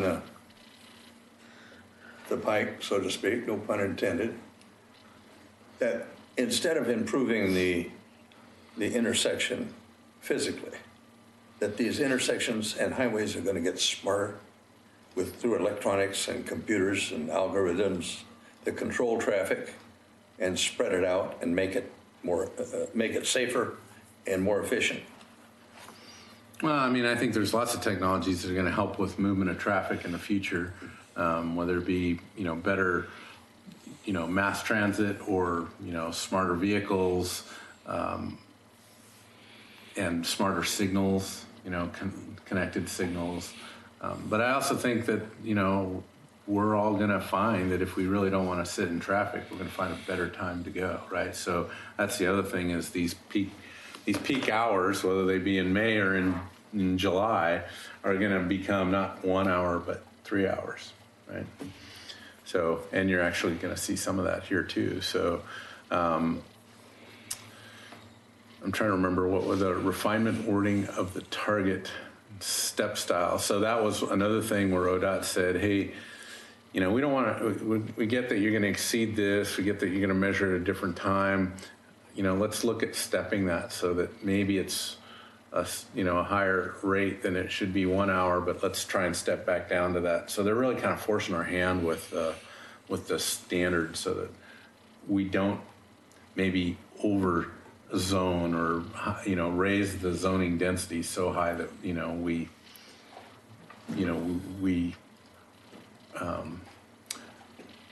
take what is already, a lesser standard and make it even more problematic. So that's where I think that they're setting limits so that first hour, maybe the reality of that number is, 0.12, but the next hour is 0.9. And we'll show you some examples of that. Does that conflict with Metro's desire to push higher densities into the area? Possibly. I mean, there's definitely odds. It's kind of like standards at odds, right? One wants to see growth, although Metro would probably also argue that they'd like to see more growth for housing, but less trips associated with that growth, right? So how we get there is part back to your technology question, but. And then they recommend that we, as part of our, I think this is part of our recommendation, right? Or is this something that we did? They suggested we do a queuing analysis at OR 213 in Redland Road? We did do a queue analysis to confirm that the Redland intersection wouldn't have so much congestion that the queue of cars waiting to get through the signal would back up to impact I-205. So. And then just what came out of that is really a couple of projects trying to get pedestrians mostly along Beaver Creek Road in a little better way. There's some problems, not so much at the intersection with movement of pedestrians, but kind of between Maple Lane and forget the neighborhood out there, but there's a neighborhood further south on Beaver Creek. Oh, Coltrane. There's a neighborhood called Coltrane, and there's a pathway there. So trying to connect that pedestrian connection so that those folks could walk a little safer. And then really just safety improvements. And they've listed several of those with striping and signage and buffered bike lanes, those kind of things. So we've got some of those projects that have also been added to the TSP. So, taking a little while here, but the top line in red represents what the intersection at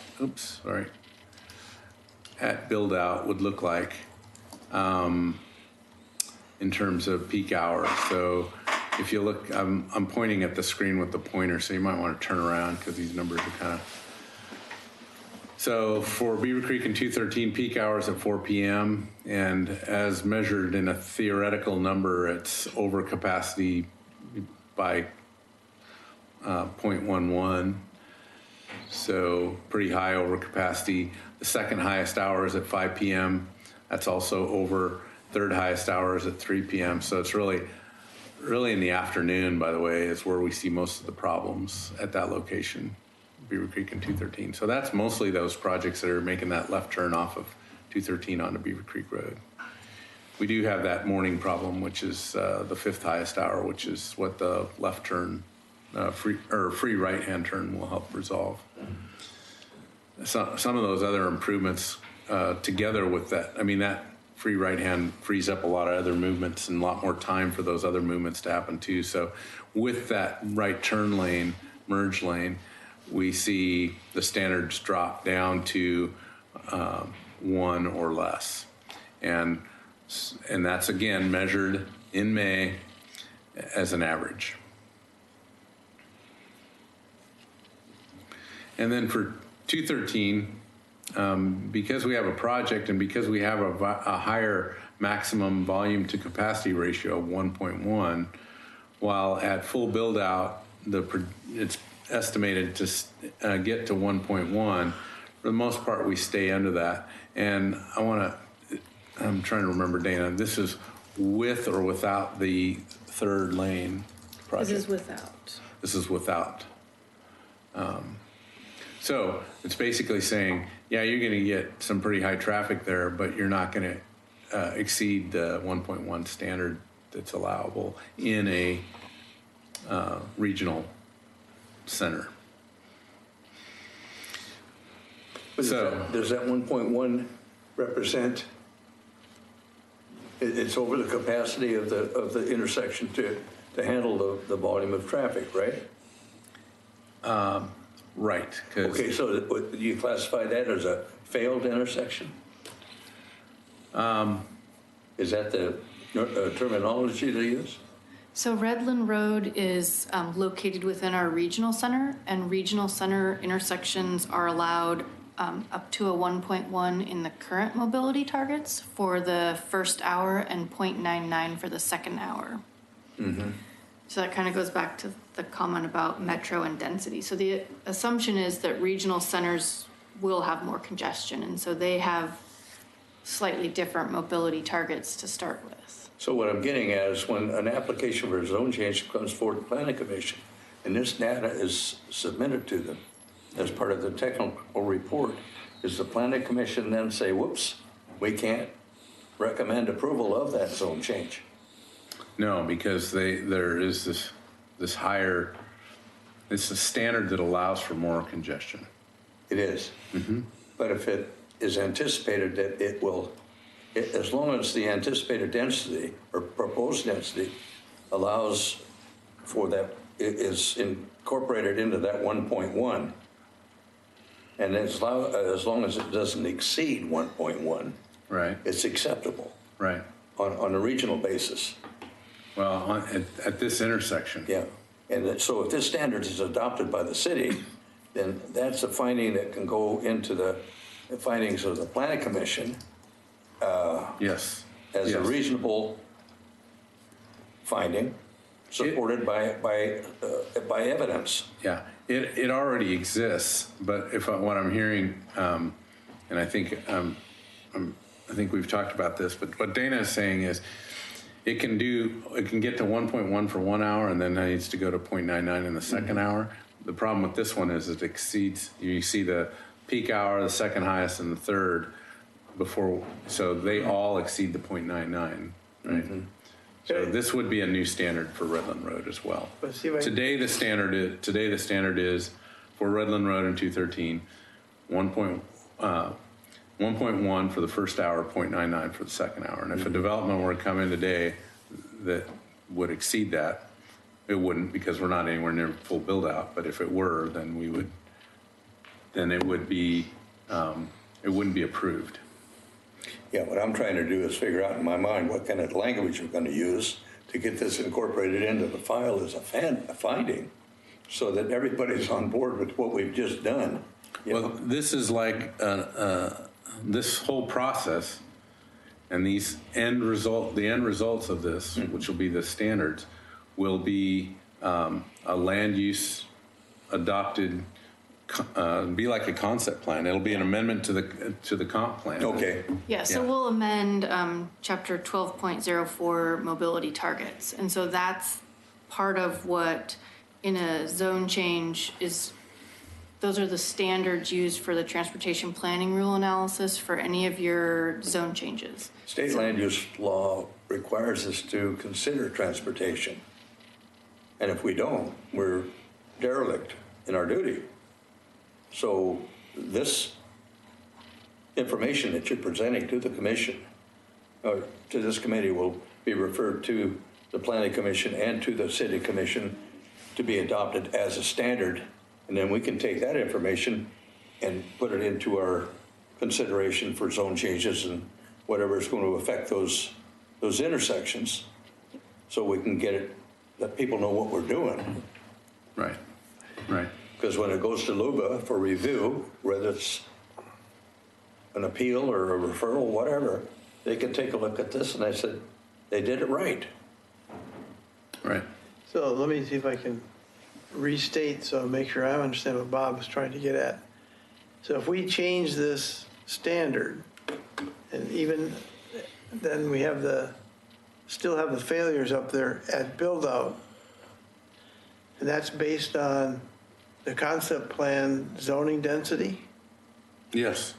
Okay, so what happens is a developer comes in and asks for a modification of that density, say going from 10,000 to 8,000, we got to give them an automatic no because you don't have the capacity. On top of that, if you're going to exceed that 10 years out, are you going to say yes to the first couple of developers that come in and say, we want to go from 10,000 to 8,000? Because they're preempting a balanced approach across the whole concept plan. So my recollect of this is that there is some cushion built into the standard that we're recommending for some zone changes beyond the zoning that's adopted in the concept plan. Does that answer that?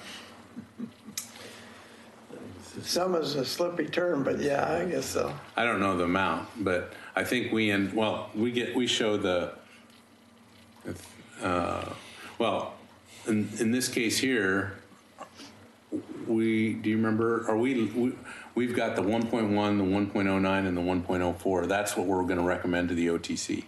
Yeah, so they want nice round numbers, so it'll be 1.1 for the peak hour, 1.1 for the second highest hour, and then 1.05 for the third hour. Oh yeah, that's the next slide. So there is a little bit of cushion. I'm a developer. I'm going to be right at your front door to take advantage of that cushion. I'm going to be the first one testing that cushion because 15 other people were behind me. And once that cushion is passed, they're going to be advised at the planning commission level, at the staff level. Whoops, we can't recommend this because we got standards now that are recognized by the state. But Bob, it won't be a problem because as we approach this next limit, we'll just change the standard again. Oh, that's cynical. I would say this, that we're trying to do the best job that we can to fill a gap. Yeah, I don't think anybody's disagreeing with that. The question is, how do you explain it so the developers, planning commission, and how the decision makers understand the unintended consequences? That's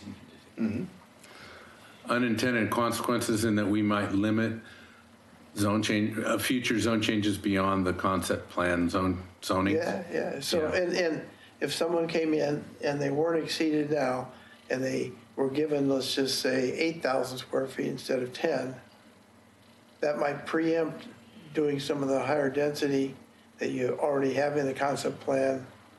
So you're ending up down zoning it, not up zoning it. And I don't know if that's clear what the ramifications are for the impact on that. I don't know how you analyze it or state it, but I think it's going to be a surprise. Well, I agree that, and Laura and I have talked a little bit about this. I think there's a small gap of agreement, not a huge gap, a small gap, but I mean, I think that the city needs to look a lot harder at approving zone changes beyond the zone that's designated in the concept plan.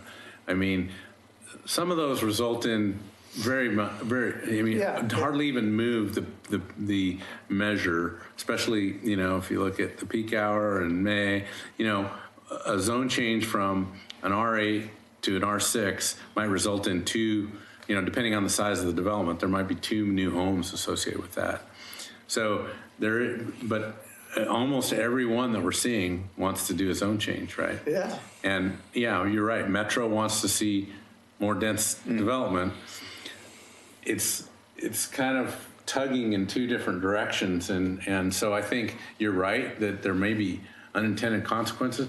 It might be that we're going to have to live with the intended consequences. right? I don't know how else to say it. I think that there's some capacity issues on the transportation side, and unless we want to spend a bunch of money. But I think our SDCs reflect the fact that we have more congestion, not necessarily caused by citizens here, but the pass-through traffic from the community college and everything else. So we're upping our SDCs to try to catch up with the improvements needed to handle all this stuff. I agree with that. Well, if the planning commission and the city commission follow the code of the zoning code, then they must consider the future consequences of each development that wants a zone change on the rest of the community, to include traffic and schools and several other considerations. And so as those zone changes come along, if those two commissions follow code, it probably would pretty much take care of itself as time goes on. We can only hope. I don't, you Yeah. know, I think that's the way it's intended to work. It just, sometimes we get these oddities like what we saw with the lot averaging. And I think we're seeing right now a commission that's interested in fixing that little problem. So I don't know, I have faith that it's, I don't want to be cynical about it. I want to, think the best. So that's, everybody's working in kind of at the same thing. This is going to be these are going to be, you're going to, see these two intersections stand out for future development this is something that's going to be, set in stone. It'll be in our code. So, and I don't think, given the amount of effort that's gone into this alternate mobility, it's not something you're just going to change. Yeah, it is what it is, as long as it's recognized as such and communicated to the parties that have to make decisions. Sometimes a lot of things can get lost in communication. We've seen it, Yeah. Two psychiatrists get onto an elevator, and one says good morning to the other, and the other one says, I wonder what he meant by that. That's what happens in communication. You don't understand. Things get super technical, and you're dealing with lay people. They're, appointed to these commissions. They're sitting there scratching their head. They've got 30 seconds or 30 minutes to understand all this and make it. And like Bob says, the standards are the standards. But we've got standards coming out of our ears, and we got to figure those things out. Even though we have technical reports, the staff report, and things like that, which really is about 90% of the facts and figures that we deal with is there. We pick up a few things on public testimony and stuff like that, and the applicant, but we have gone over backwards to assist the applicant in putting together an application that complies with our standards. And yet the law says, the onus is on the applicant, not the city. Mm-hmm. We spend a lot of man hours trying to get it into focus with our standards, and it's only right, it's only right. But I hate to see the city shut down because of our inability to deal with traffic, and it goes right back to money. And, and whether or not we could solve all those problems that I've heard you say that we can't engineer and build ourselves out of this problem, because 6 months down the road it'll be obsolete. So what do? So we have to have a policy that really everybody can support and keep this shit moving in the right way. Because growth is coming. It's a tsunami, and we're not gonna stop it. Well, moving right along. Yeah. So for Beaver Creek Road, this is what really we get, or this is probably what the slide we should have started with, as recommendations. So we do expect the Planning Commission, and then the City Commission, and then the Oregon Transportation Commission to adopt an alternate mobility target for Beaver Creek in 213. We are going to recommend that the maximum volume to capacity be a 1.0 for 3 hours per day. at that annual average condition versus a peak hour condition. We've added some projects to the TSP, which is the westbound right turn merge lane, the Beaver Creek Road and Maple Lane safety improvements, and the sidewalk infill project. And then for Redland, again, a different alternate mobility target with a maximum of volume to capacity of 1.1 for 2 hours of the day, and then step down to 1.5 for the third hour, and under the same annual average conditions. So it's moving the bar. It's changing the standard. Call it what you want, changing the rules, moving the goalposts, but it's trying to do that in a meaningful, informed, public process. This is just more about the different projects. There's a question about the sidewalk. That's kind of Coltrane's right here. There's a little pathway that comes out of that cul-de-sac right here. Trying to get some sidewalk connection there on Beaver Creek Road. The turn lane, and then these are just kind of general safety, and the yellow line is kind of safety and some of the other miscellaneous projects. So next steps, we got to finalize this package. We're still presenting. We're kind of, what did you call it this morning? You're taking it on the road show, the alternate Traveling road show. The alternate mobility travel road show. So we're taking it to you guys. Planning Commission, we had a joint Planning Commission, City Commission work session. Didn't hear a lot out of that. And I know there was a couple of Planning Commission members missing, so we're going to take it back. So Bobby, you get to hear this again. Replay the tape. Yeah. So we're taking them to January 8th, and we are going to circle back with the community advisory group. So you'll get to listen to it again, Henry, and as well. Unless it snows. Unless it snows, right. And then the technical advisory group, they're also going to be brought back in, because there's been quite a bit of information that has been gathered since the last meetings with them.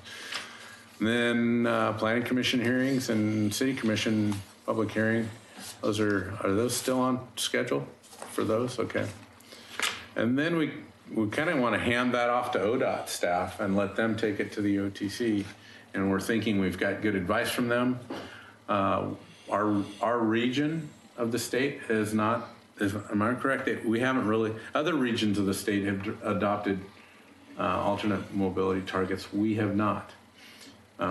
So for whatever that's worth, another first for Oregon City. You said other regions have adopted? Yeah, so you mentioned Seaside. Yeah, so There's other places. there's at least another one. So Region 2, which I believe includes Seaside and kind of south of here. So Region 1 is Washington County, Multnomah County, Clackamas County, and Hood River County. So there have been no alternate mobility targets processed in any of those counties yet. We are first. We're the first, but it hasn't been adopted yet. Right. You think you're hoping that we will be the first region to be adopted? Yep. Okay. Yeah, so Region 2 with the Seaside mobility targets has been adopted. So from a staffing perspective at ODOT, there's different staff in Region 1 versus Region 2. The OTC oversees all of it, and they have approved mobility targets in Region 2.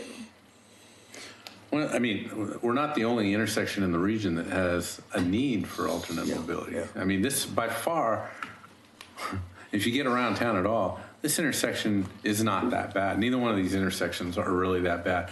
We just are having trouble meeting the target, and we've got land use zone changes on the horizon. And the state knows, based on we committed to doing this study under a transportation system plan. Still kind of kicking myself for doing that, but that's kind of where we're at. And I don't know that we could have gotten around that anyway, but we're in this precarious situation of both, yeah, we've got an intersection that kind of has some problems today, but it's got all this zone change work that could happen in Beaver Creek or Park Place that is kind of looming out there. So the state is holding our feet to the fire on this one, despite the fact that there's much worse intersections in the Portland metro area than what we will ever experience at this intersection. And we're Today, competing. they're already there. We're competing for that money, are we not? Along with other problem intersections? Yeah, that's a different topic, but yeah, I mean, we're Competing for the state's money. we compete, we do tend to compete for money on projects in Oregon City.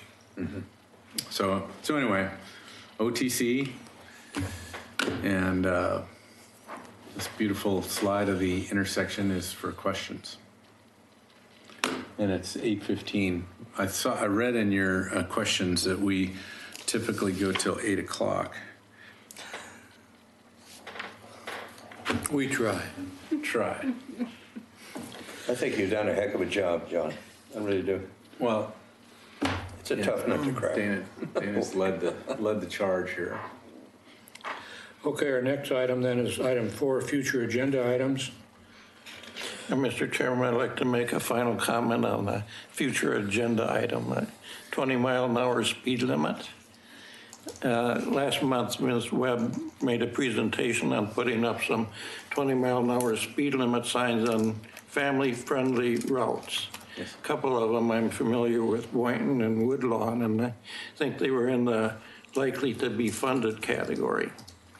Right now, neither one is a pedestrian family route, let alone a family-friendly route.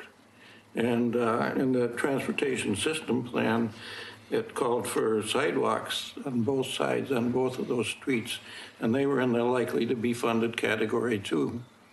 I think that putting 20-mile-an-hour speed limit signs up and not putting in sidewalk is kind of a waste. It's still going to not be a pedestrian family route, and I think if you're going to make it that, you should work to put in sidewalks on those streets. Hold that thought. You moved on, but I would love to get some motion or I think a motion from the TAC on the alternate mobility study in terms of the next. It'd be nice to be able to take that to the Planning Commission and the City Commission. So I don't know if Bob, if you're willing to ask your Yes, let's do that. for that. Somebody willing to make a motion? I mean, I think that you've done a fine job, as good as could be expected, considering ODOT's limitations sometimes. Well, I'll so move. Do you need the language? Because I don't know quite what to say. Well, we could say something, go back to this. We didn't talk about this, Dana, but, something along the lines to, move to concur with the recommendations of the alternate mobility study presentation as presented with this slide here. I move that we do what he says. I will do a reluctant second to both of the motions in spite of my cynical remarks earlier. Okay, we have moved and seconded to approve the alternate mobility targets. Does anybody have any discussion? All in favor, say aye. Aye. Opposed? None. You got it. Thank you. So, Gary, back to your thoughts. Prioritization is, on all these transportation projects, is the challenge, right? Trying to figure out where the low-hanging fruit is, what workload we can handle, trying to get sidewalks along some corridors are easier than others, trying to align them with our, like this year's pavement projects. One of the sidewalk projects we'd like to complete is along Partlow Road. We've got it identified for paving. There's 4 properties on one side of the road that would be pretty easy to get sidewalks completed in that section, and we're collecting STCs for that. Be nice to get those in place. Now on the other side of the road, much more difficult. There's stormwater improvements. There's a project there that's much more than we can afford to build if we wanted sidewalks on both sides of that, even though the TSP calls for them. Boynton's not that. For the most part, Boynton's got curbs, so it wouldn't be, Yeah, it may it's not got be curb and gutter. too difficult to put them in. So just trying to prioritize that list is going to be a fair amount of work in itself. But having a policy that helps us down that path of making those priority decisions and working with our pavement program, or maybe working with the neighborhood if they're excited about a project, safe routes to school. And I feel like we're trying to build a better toolbox to help us kind of move towards that. And, we've got family-friendly routes shown all over town. We're not gonna be able to jump in and just call them family-friendly and post them 20 miles per hour. And I don't even think we're suggesting that, really. It's probably trying to prioritize those, and like speed bumps, there's probably lots of places where we could put speed bumps because they meet the criteria, but they're not in. So Maybe it's time to start funding projects with local improvement districts. man, you're just a rebel rouser, aren't you? Well, that's You John do Reagan. that with the speed bumps. And that obviously gives the neighborhood something to think about. Is the speed bump that I want worth the money I'm going to pay for it? Right. Same with sidewalk infill. Yeah. If we want to connect these two loose ends and make sure we have a continuous sidewalk, are we willing to put up 25% of the cost of that through a local improvement district? I mean, you've already kind of broached that subject with the speed bumps, so. Well, my experience shows that if you want a definite conversation ender, just mention speed humps and the neighbors have to pay for it. That will stop the conversation. You don't even have to mention the speed humps. Yeah. Do you have any more, Gary? I think it's fair, though, that property owners have to pay for their off-site improvements if they're not existing. I live in a more recent subdivision, and curb and gutter and sidewalk was already built, so the owners of those homes are essentially paying for those. Those people without those improvements have never paid for them. Time to pony up. Yeah, usually you make that investment when you're planning to make the investment, which is you incorporate that into the sale or purchase of the home, right? So at that point in time, if it's a brand new home, you're kind of, it feels a little bit more like, yeah, I'm paying for that, but I'm working in it. You take an existing resident who maybe is struggling just to be there, and then you throw it. Yeah, I get it. I agree. I'm an advocate. We haven't done any of those, but I like the idea of a local improvement district. I just, no, it's got there's some legs to that particular challenge that would have to work through. But I think we've got the code to support it. We even ask new development or redevelopment in certain cases to sign what we call a non-remonstrance from opposing a local improvement district. And we've been collecting those for years. And we just talked about it this morning at our staff meeting about pulling those records. Let's start mapping those so we can better figure out where we have those non-remonstrances at.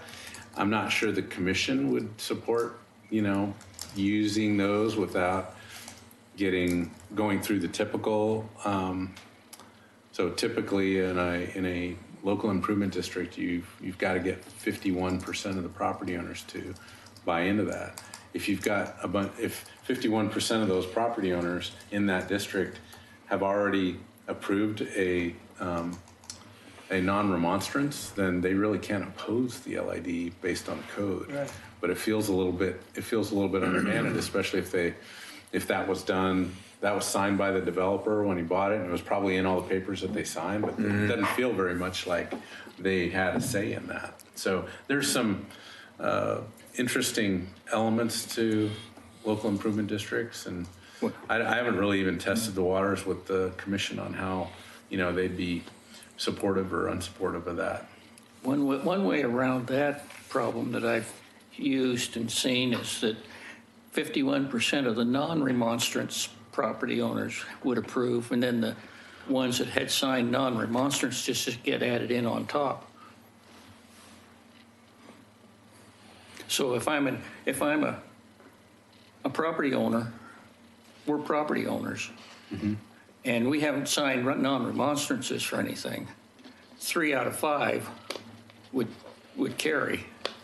And then you get 1 or 2 of the people who've signed non-remonstrances and add them into that. Yeah, that's kind of what I'm suggesting, is if we knew a little bit more about where those were signed, Yeah. you know, maybe the commission is feeling, you know, strong enough to, you know, politically take that on. And, you know, it's just an idea that's out there. When we're trying to figure out how to fund that other 98 million, you know, it's kind of like, well, there's local improvement districts. There's, you know, I guess another piece of good information is the legislature, they just approved, what did you tell me? You know, they approved an additional, where'd it go, 15 million over 15 years. So it's about $1 million a year in gas taxes that'll help, I lost my pointer, cover that 98 million. But We ought to get about $10 of that. say that again? I said, we ought to get about $10 of that 1 million after it's divided up statewide. No, that's our share. Oh, that's our share. Yeah. So you're saying At full implementation. Yeah, it ramps up a little Yeah. bit, right? $1 million a year or 10 million? $1 million a year. I think my recollect is the first year it's 250,000, and then it ramps up. But you know, I think By like 2020, we're at close to right about $1 million a year. So you're saying about 100 years from now we'll be funded? That's close. Well, I think I mentioned that on another meeting, that some of that money might be targeted for filling in sidewalk gaps. yeah, right. I agree.